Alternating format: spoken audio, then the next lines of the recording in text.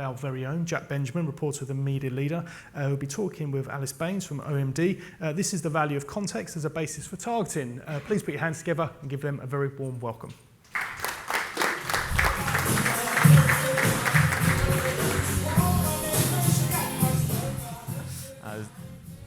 Good morning. I hope that music woke you up. That was a fantastic track. Thank you for picking that. Great choice. Yeah, we thought we were going to get to choose that one. I'm a bit disappointed when I wasn't, but when that came on, it was like, yeah, a good choice. Yeah, yeah. Hope everyone's doing well. Yeah, as Steve mentioned, we're here to talk about context, but I wanted to sort of start this conversation by asking about the context around context. So we had, this whole conference is all about advances in TV tech and the increasingly digital TV environment and how that's changing the game. So I'm curious, how are advances in tech changing the way that you guys are working and planning for media on TV?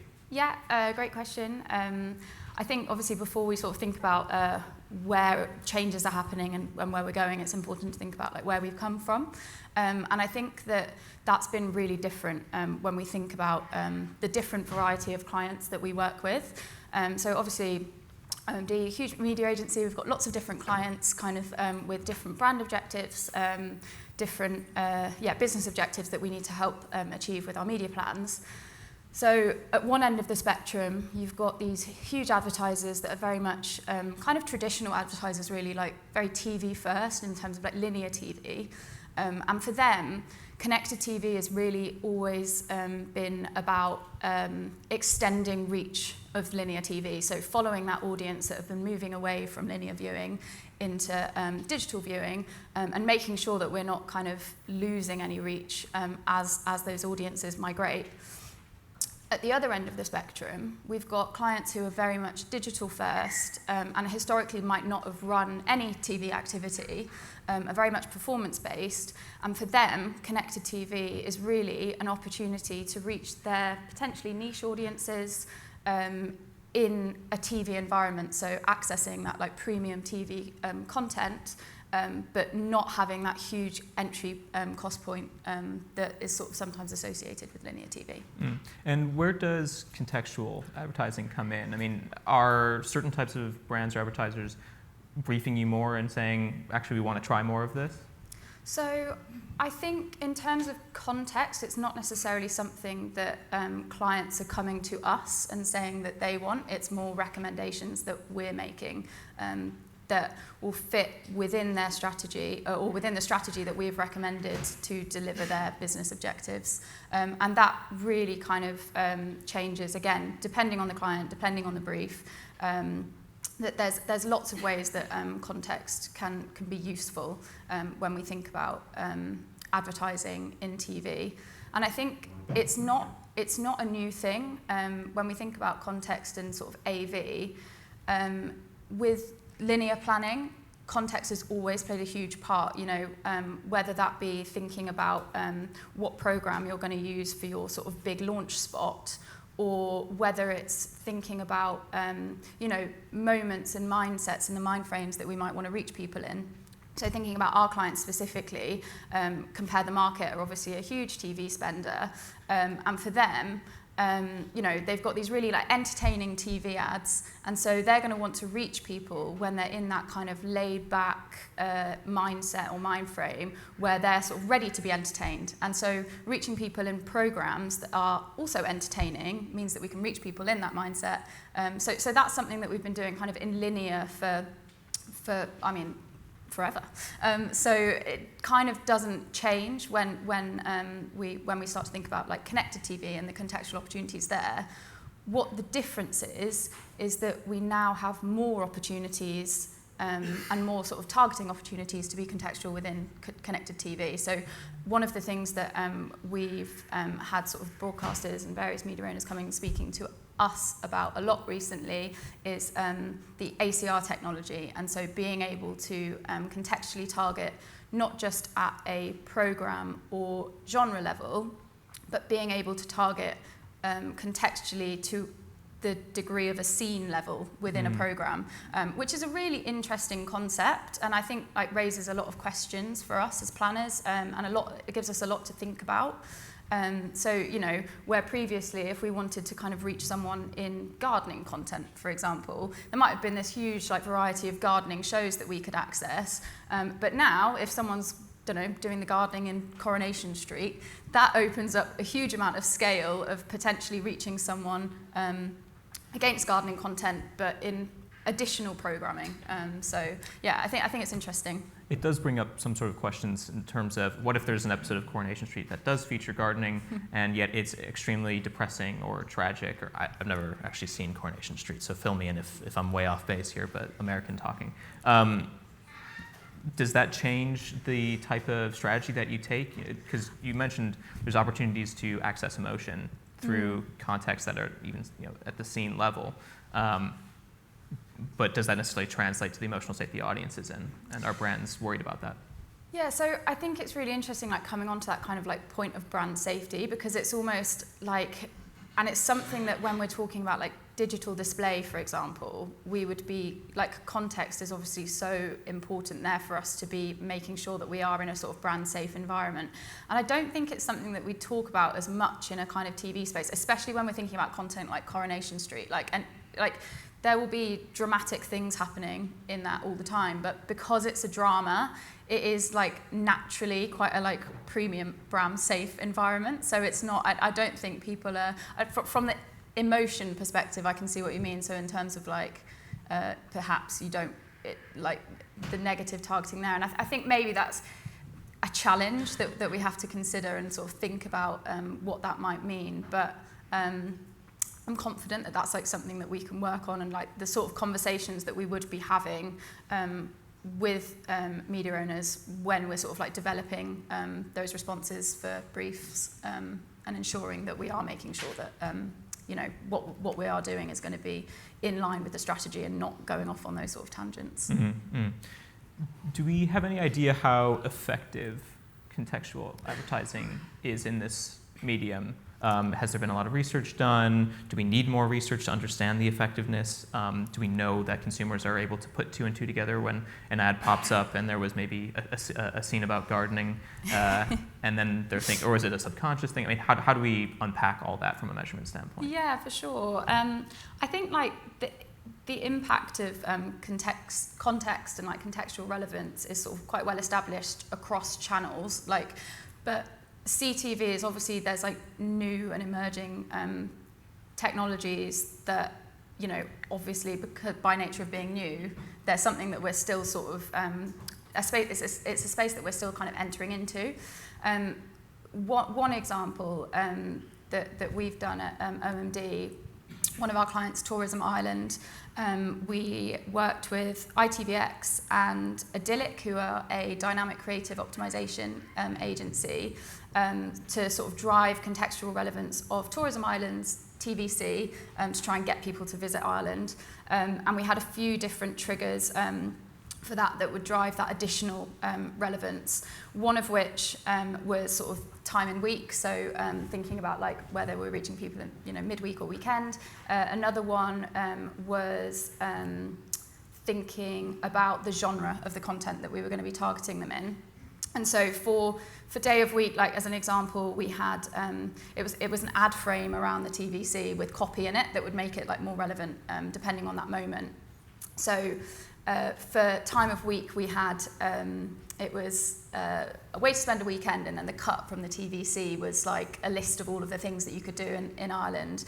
And then for thinking about content, we targeted comedy genre, and the copy was like visit the home of good crack, and it was like a clip of the TVC where they were like having a laugh in the pub or something, having a nice time. For that, we saw really strong brand awareness uplift and really strong ad recall uplift. But what I thought was quite interesting, we didn't see more of an uplift for that than we did for just the TVC on its own, so like not in a contextually relevant environment. I think there's lots of reasons as to why that might have been. It was just one test. And I think actually with that one specifically, the original TVC was like featured a lot of Irish actors, so lots of TV talent. So almost like by nature of the original copy, it was already quite contextually relevant within a TV space because it's going to be lots of familiar faces. But I think that really just shows that there is, there's, I would say, appetite from clients to sort of test in this space, but more that we need to do to kind of work out like what exactly is the right way to do contextual targeting, and what's the like right area to play in, especially when we start to think about these new technologies like ACR, and thinking, as you said, like, are consumers putting two and two together? Like if we're targeting a whole, going back to this gardening example again, if we're targeting like a whole gardening program, is that an easier connection for a consumer to make than just having one scene within the program where someone's gardening? Like, I think that's the kind of thing that I would like to see more sort of testing in, more case studies, so that we can really sort of start to build that learning bank and deliver really effective campaigns. I'm curious how scalable the process is. I mean, you're talking about a pretty involved process for thinking about, okay, does this work for a scene? In what circumstances might it not work? In what circumstances might it work? Are there other data signals that you're looking at? You mentioned sort of timing. What are the key things that you need to look at in order to make things successful at a larger scale and not just on an individual campaign basis? Yeah, and I think it really does depend. So we do, and that's kind of our job as planners, right, is we need to make sure that when we are putting a recommendation forward, it's not just, going to deliver impact for a tiny number of people, but it is going to have that scale. And I think there's opportunities with ACR to use that to our advantage in terms of extending scale, so going beyond just genre and beyond just individual programs to sort of broaden that out to, a program that might not normally fit within that bucket, but now because of that specific scene or because of the context of that specific episode, it actually does fit in. So that's kind of an opportunity to almost broaden that scale. I think there's also considerations around like what exactly we're trying to achieve. So if say we've got a brand who we're trying to deliver brand fame, for example, then we can use context in terms of targeting popular programming like a Love Island, for example, and that's gonna deliver on that, but in a huge way because you've got so many people watching. So it does depend. I think that like sports is another one where if we're thinking about reaching a younger male audience, that's an example of an audience where actually sometimes if we're wanting to reach them in the TV space, sports might actually be the only way that we're going to do that because it's just because of how they're consuming media. So that's one consideration. In terms of like overlaying other data signals as well, another example of a campaign that we did for Lidl this time, they were running a campaign promoting their baby products, and we were reaching parents of babies. Part of the strategy, there was this insight that actually it was like those late night moments where parents were feeling the most kind of in need of an ally, and so that would be a really nice opportunity for us to kind of reach them with Lidl products to be that sort of like consumer support. So we sort of had like the data overlay of like parents of, I think it was like 0 to 2 year olds. We had a pause unit, so when parents paused their TV ad, it would come up with a little pop-up that said, paused for a nappy change as a question. And our Chief Planning Officer for OMG, Vicky Fox, actually got feedback from one of her like ex-colleagues that he was on paternity leave, watching TV, paused the TV because his baby was crying, and then got that pause unit. And that was just like a real like, wow kind of moment in terms of thinking about like, reaching the right person at the right time, and really like landing that attention. And I think attention's actually a really important one for us to consider when we're thinking about context. Like, attention's nothing new in terms of media planning. I know it can sort of be seen as like a bit of an industry buzzword. It's like very much something that's like been talked about a lot, but it is something we've always done. It's just kind of the way that we're now talking about it that's changing. but context plays a really important role in attention. And what we've kind of talked about at OMD is like you've got different types of attention that you might need for a different campaign. So if you're trying to do a kind of emotional job, like say, take Bacardi for example, say they're trying to drive brand love, and the way that we're going to do that is reach consumers in content that really matters to them and like find them in their passion points. That's going to cost potentially more than reaching them in a kind of broader environment. So at the other end of the funnel, when we've already done that emotional connection job, we want to just reach them with the product and the price to do that sort of final push.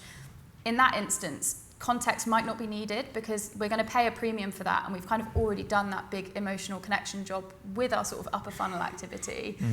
So I think there's kind of like that's an important thing when we think about like balancing context and the need for context, and attention's quite a useful way to think about that, I think.